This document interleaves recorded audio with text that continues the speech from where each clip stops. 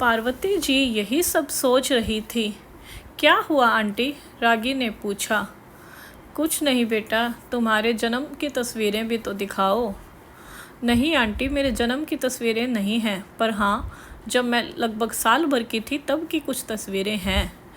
माँ, वो एल्बम तो दिखाना, रागी ने कहा। ये देखिए बहन जी, यह तस्वीरें तब की है जब रागी 1-2 साल की थी, सरस्वती जी बोली। इसका मतलब मैं सही सोच रही थी। चलिए बहन जी, हम बाहर चलते हैं, पार्वती जी ने कहा। जी चलिए, सरस्वती जी बोली।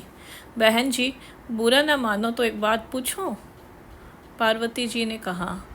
जी कहिए, सरस्वती जी बोली। रागी आपकी सगी बेटी नहीं है ना? वो आपको कहाँ से मिली? प्लीज़ मुझे पूरी बात सच सच बताइएगा।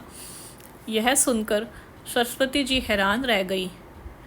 जी, वो रागी को हमने चाहे जन्म नहीं दिया हो, पर अपनी जान से भी ज़्यादा प्यार दिया है, और ये सच्चाई उसको मत बताइएगा।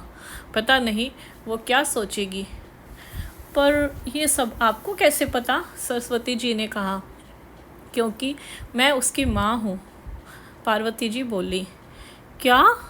सरस्वती जी हैरान होकर बोली। ये क्या बोल रही हो आप आंटी? रागी और रघु ने भी सब कुछ सुन लिया था। हाँ माँ, इसका मतलब मैंने अपनी सगी बहन को ही अपनी धर्म बहन बनाया है। भगवान का भी क्या अजीब चमत्कार है, रघु हैरानी से बोला। और माँ, आप चिंता क्यों करते हो? आप ही मेरी माँ हो, तभी रागी ने कहा।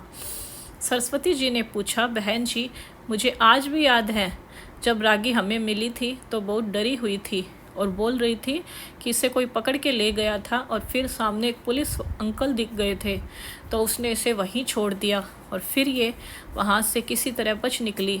मैं समझ गई कि ये बच्ची किडनैप हो गई थी, और पुलिस को देखकर डर के कारण उसने इसे वहीं छोड़ दिया, और फिर ये हमें मिल गई। उस समय रागी बहुत छोटी थी तो इससे ज़्यादा कुछ भी नहीं बता पाई थी। बहुत रो रही थी ये उस समय।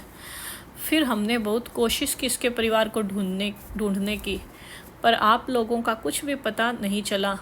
और फिर हमने भी भगवान की मर्जी मानकर रागी को अपनी बेटी की तरह पाल लिया और इसे भी किसी तरह समझा दिया।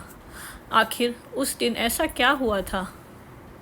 ये जानने के लिए इस कहानी का अगला भाग भी ज़रूर पढ़ें। आपको हमारी कहानी कैसी लगी हमें कमेंट करके ज़रूर बताएं। हमारे चैनल को लाइक शेयर भी कर दीजिए और हमारे चैनल को सब्सक्राइब भी कर लीजिए। धन्यवाद।